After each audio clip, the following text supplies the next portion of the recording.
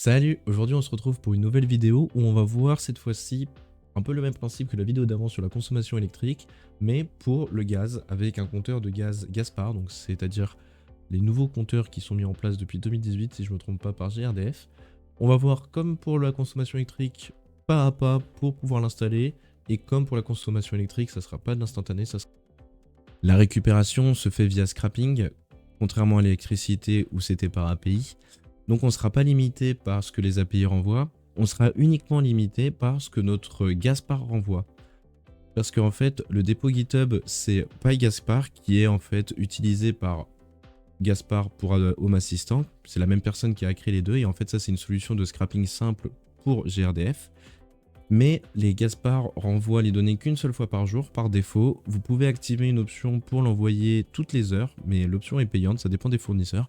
Moi je ne l'ai pas fait, c'est une fois par jour, mais on n'est pas limité du coup par les API, on est bien limité ici par le Gaspard en lui-même.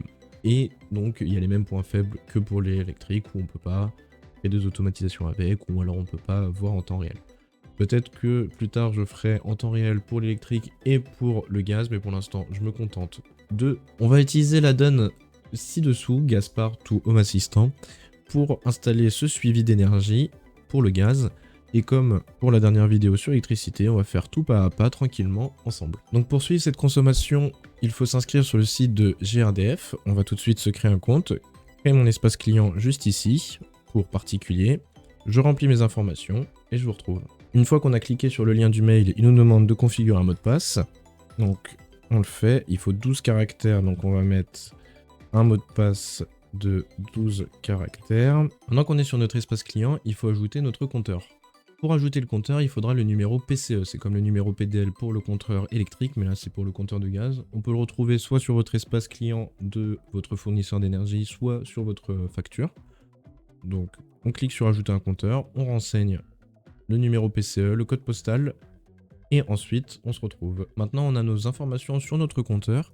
Donc moi j'ai bien un compteur Gaspard. Donc maintenant qu'on a ces informations, qu'on a bien notre compte, on peut passer sur Home Assistant et sur la donne qu'on peut directement ajouter en allant sur la page du GitHub et en cliquant ici. On ouvre, on l'installe, donc on prend le lien, on appuie sur Entrée.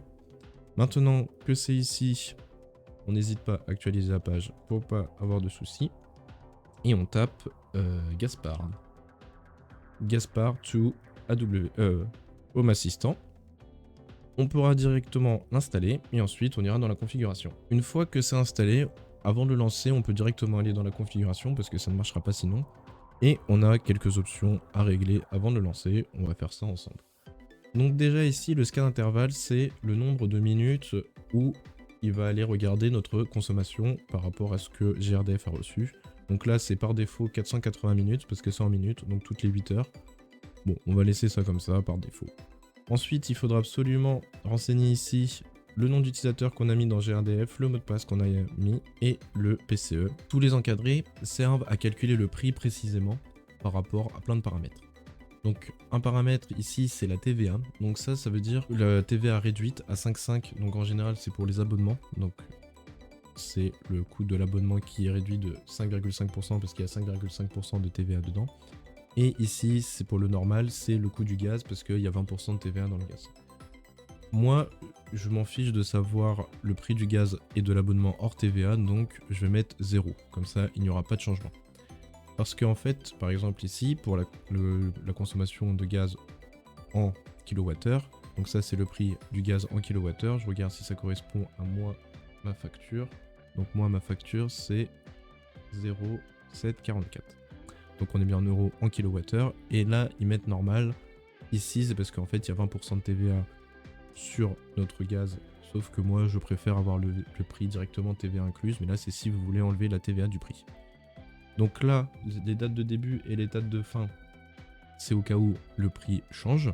Donc c'est-à-dire que au mois de juillet, du coup, le prix il est ici, le mois d'août, etc., etc. Nous, on n'a pas besoin de tout ça parce que moi j'ai un prix fixe sur 2 ans.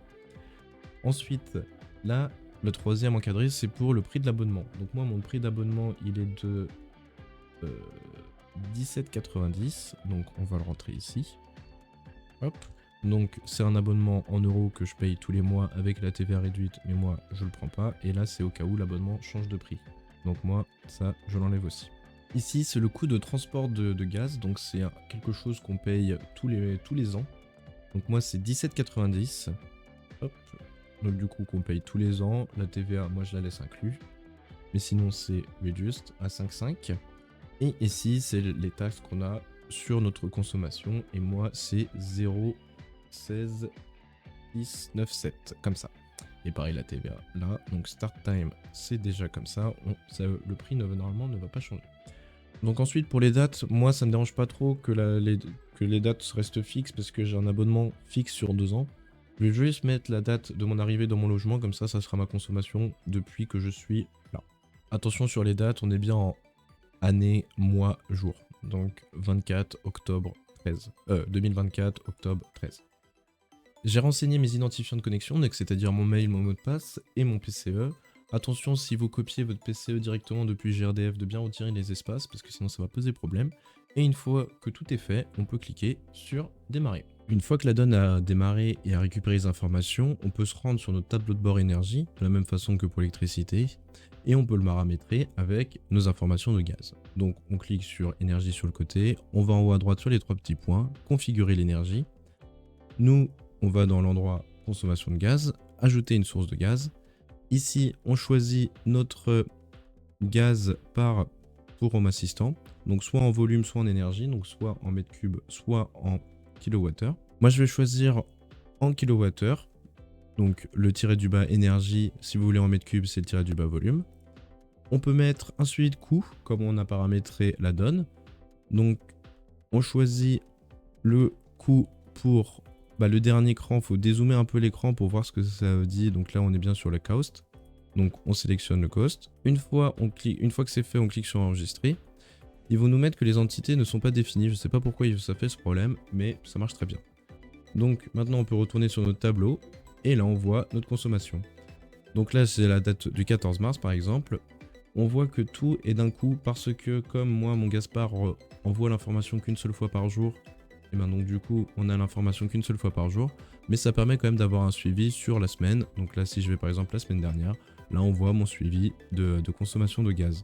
Si on descend un petit peu plus bas, on voit que par exemple la semaine dernière, j'ai dépensé 691 kWh pour 80 €. Tout fonctionne, on a bien notre consommation électrique, notre consommation de gaz, le coût des deux et le coût total de 85 €. Merci d'avoir regardé la vidéo, j'espère que vous pourrez l'intégrer sur votre Home Assistant de la même façon. Merci de vous abonner, c'est ce qui me soutient le plus pour démarrer ma chaîne et j'espère que la suite des vidéos vous plaira. On se retrouve pour une prochaine vidéo, salut!